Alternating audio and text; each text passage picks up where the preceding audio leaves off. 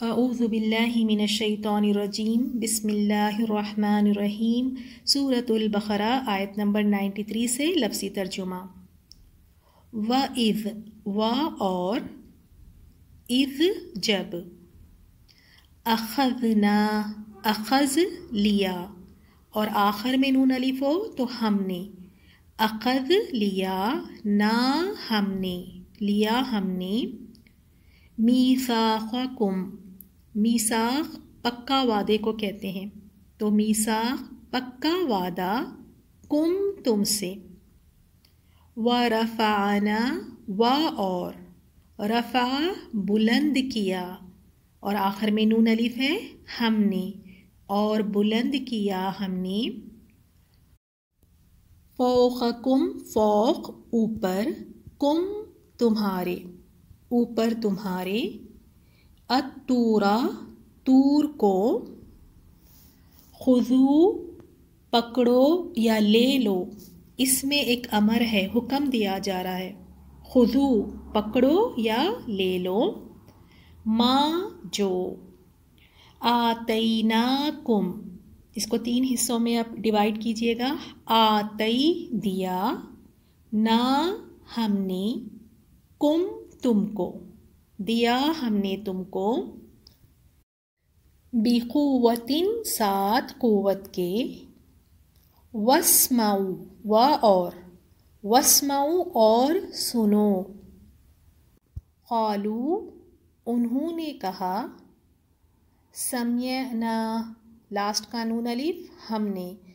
سنا ہم نے، وعصینا، جیسے اردو میں بھی یہ لفظ ہم کہتے ہیں نا، معصیت جیسے ہم کہتے ہیں، اور اس کا روٹ ورڈ ہے عین صاد یا، عصی یعنی نافرمانی کو کہتے ہیں، اور آخر میں نون الف لگا ہے تو ہم نے کا معنی دے گا، اور شروع میں وا ہے اور، سو وعصینا اور نافرمانی کی ہم نے، واشربوا و اور اشربوا پلا دیے گئے، اور وہ پلا دیے گئے، فی قلوبہم، قلب کی جمع قلوب، تو دلوں میں ان کے، یعنی اپنے دلوں میں، العجلہ، اجل کس کو کہتے ہیں؟ بچھڑے کو، تو بچھڑے کی محبت، بکفرہم، یہاں ہم بی کا ترجمہ ساتھ نہیں کریں گے بلکہ باوجہ، بیکاز، بکفرہم باوجہ کفر کے، ہم ان کے، قل کہہ دیجئے، بئس ما، ہم نے دیکھا تھا بئسا کہتے ہیں برا کو، اگر اس کے ساتھ میں ما بھی لگ جائیں تو اس کا معنی ہوگا کتنا برا ہے جو، پچھلے سبق سے آپ کو یاد ہوگا بئسا کے ہم نے بہت سارے معنی دیکھے تھے کہ اس کا معنی جنگ بھی ہے، عذاب بھی ہے، سختی کے لیے بھی آتا ہے، اور دوسرا یہ ہے کہ ایسی تکلیف جس میں مالی مشکلات ہو، اور بھوک کا بھی معنی دیتا ہے، تو مختلف معنی ہیں، اور یہاں پہ اس کا معنی ہوگا کتنا برا ہے جو، یأمرکم، یا سے شروع ہو رہا ہے وہ، آخر میں کم پروناؤن ضمیر ہے، اور بیچ میں کیا ہے؟ امر، تو امر کا مطلب ہوتا ہے حکم، یأمرکم وہ حکم دیتا ہے تم کو، بھی بھی ساتھ ہی اس کے، ایمانکم ایمان، کم تمہارا، ایمان تمہارا، ان اگر، کن تم، کن ہو، تم یعنی ہو تم، مؤمنین مؤمنین۔ آیت نمبر 94، قل کہہ دیجئے، ان اگر، کانت، ایک تو آپ نے پہلے دیکھا ہے کانا، اور یہ ہے کانت، یعنی کانت مؤنث کے لیے آتا ہے، فیمینائن جینڈر کے لیے، تو کانت کا معنی ہے، لکم لا لیے، کم تمہارے، لیے تمہارے، الدارو دار گھر کو کہتے ہیں، الدار الآخرۃ آخرت کا گھر، عند اللہ عند پاس اللہ کے پاس، خالصتاً، خالص یعنی خاص طور پر بریکٹ میں لکھ لیں آپ، خالص، من دون الناس، من دون الناس یعنی من سے دونی سوائے اور ناس لوگوں یعنی لوگوں کے سوائے، فتمنعوا یہ جو ہم اردو میں کہتے ہیں تمنا بالکل اسی طرح ہے لیکن شروع میں فا ہے تو فا کا ترجمہ تو تمنا کرو، الموت موت کی، ان اگر، کن ہو تم صادقین سچے، ایک ہے صادق اور ایک ہے صادقین، صادق کی جمع صادقین،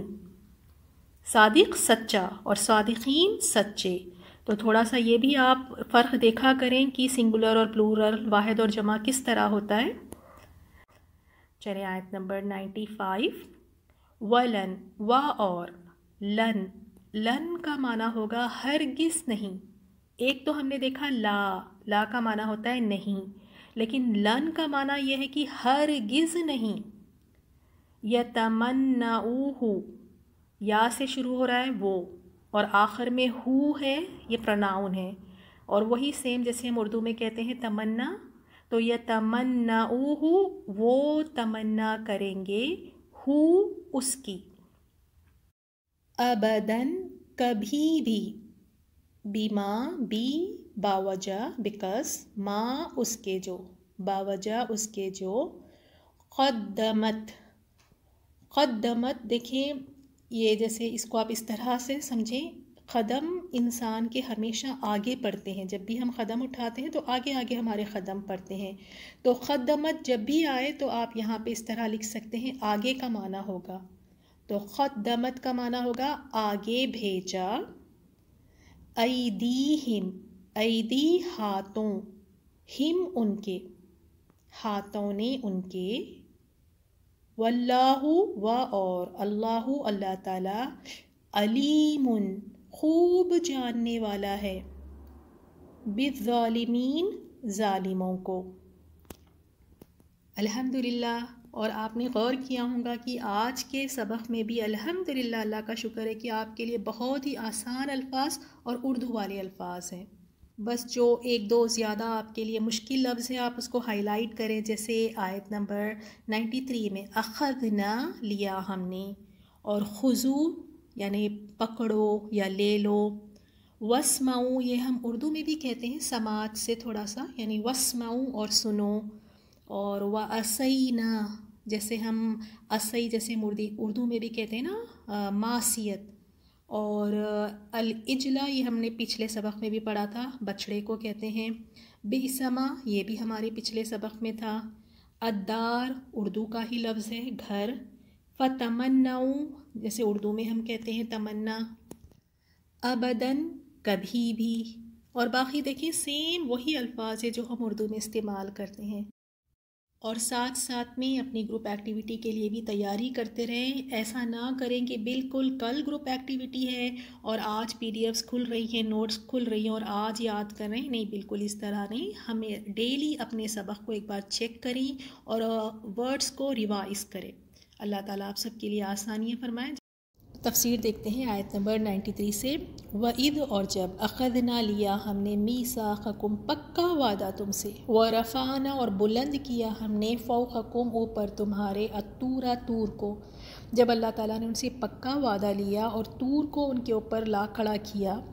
خذو اور اللہ تعالیٰ نے فرمایا خذو پکڑو لے لو اس کو، ما آتیناکم جو ہم نے تم کو دیا ہے، بقوت ساتھ قوت کی یعنی مضبوطی کے ساتھ، واسمعوا اور سنو توجہ سے غور سے سنو، تو اس پر انہوں نے کیا جواب دیا، قالوا انہوں نے کہا سمعنا ہم نے سنا، وعصینا اور نافرمانی کی ہم نے، یعنی یہاں پر یہ بتایا گیا ان کی کفر اور انکار کی انتہا، دیکھیں زبان سے تو اقرار کر رہے ہیں کہ سمعنا ہم نے سنا، ہم نے سن لیا اور اطاعت کریں گے، اور دل میں یہ نیت ہے کہ ہم نے کون سا عمل کرنا ہے، یعنی دل سے پکا ارادہ کر لیا کہ نافرمانی کرنی ہے، بس زبان سے دکھا رہے ہیں کہ سمعنا ہم نے سن لیا، وَأُشْرِبُوا اور وہ پلا دیے گئے فی قلوبہم ان کے دلوں میں العجلا بچھڑے کو، یعنی اللہ تعالیٰ نے ان کے دلوں میں اتنی اس بچھڑے کی محبت ڈال دی، اور ان کے دلوں میں بچھڑے کی محبت گویا پلا دی گئی۔ ایک تو دیکھیں محبت ہی ایک ایسا جذبہ ہے، قدرتی ہے، کہ انسان جب کسی سے بے انتہا محبت کرتا ہے تو وہ اس محبت میں پھر اندھا بن جاتا ہے، بہرا بن جاتا ہے، اس کو حق نظر ہی نہیں آتا۔ اس طرح اللہ تعالیٰ نے ان کے دلوں میں اس بچھڑے کی محبت کو ڈال دی، اس طرح یعنی گویا پلا دی گئی ہے، جیسے یہ محبت ان کے دلوں میں رچ بس گئی ہے۔ کیوں اللہ تعالیٰ نے اس طرح کیا؟ کوئی ان پر ظلم نہیں ہوا۔ کیوں؟ اس کی وجہ اللہ تعالیٰ نے بتائی ہے، بِکُفْرِہِمْ، باوجہ ان کے کفر کے۔ کیا کفر تھا ان کا؟ انہوں نے کیا کفر کیا؟ ایک تو انہوں نے کہا سمعنا، ہم نے سنا، عصینا، اور نافرمانی کی، اور دوسرا بچھڑے کی جو محبت اور عبادت یہ کیا کرتے تھے اس کی وجہ سے۔ تو انسان کے عمل کی وجہ سے ہی اس طرح سے اللہ تعالیٰ پھر ہدایت چھین لیتا ہے، تو ان کے اس کفر کی وجہ سے۔ قل کہہ دیجئے، بئس ما، کتنا برا ہے جو،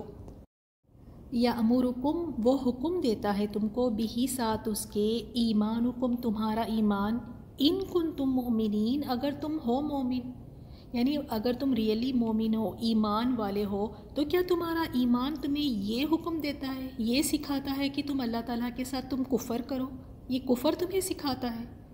کیونکہ بچھڑے کی محبت ان کے دلوں میں رچی بسی ہے، اور سن کر کہتے ہیں سمعنا، سن کے کہتے ہیں کہ وصینا، اور ہم نے نافرمانی کی۔ تو کیا تمہارا ایمان تمہیں یہ سکھاتا ہے،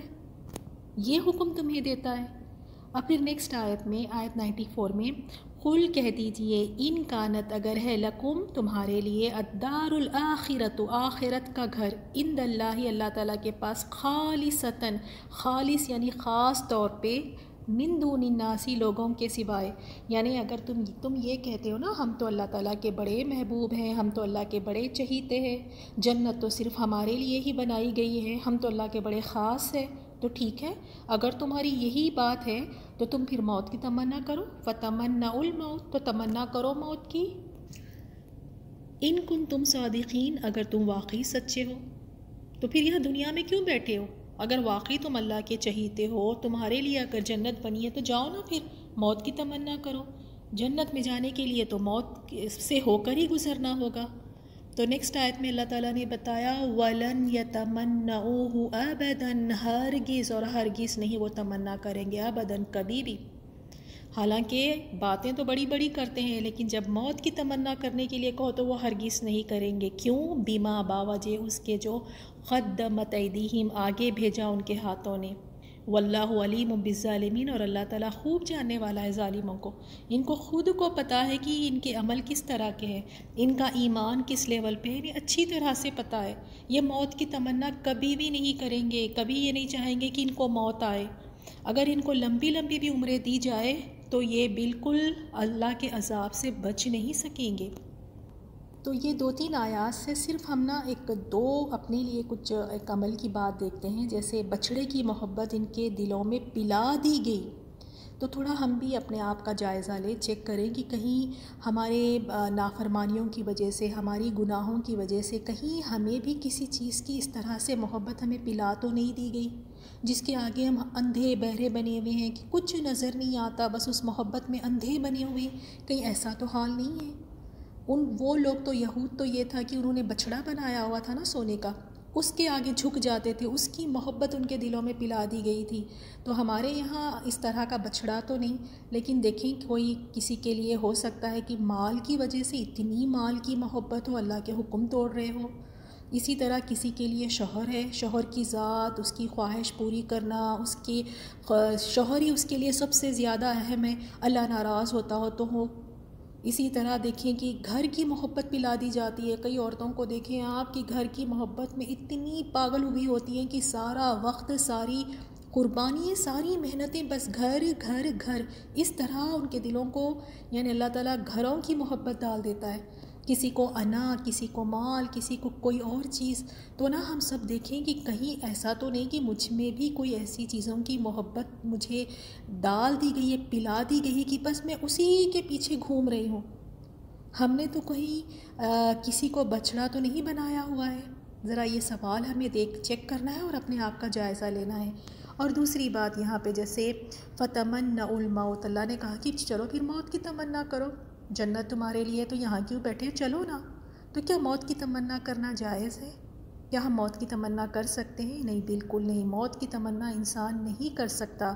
ہاں لیکن یہ دعا ہمیں ضرور سکھائی گئی ہے کہ اگر انسان واقعی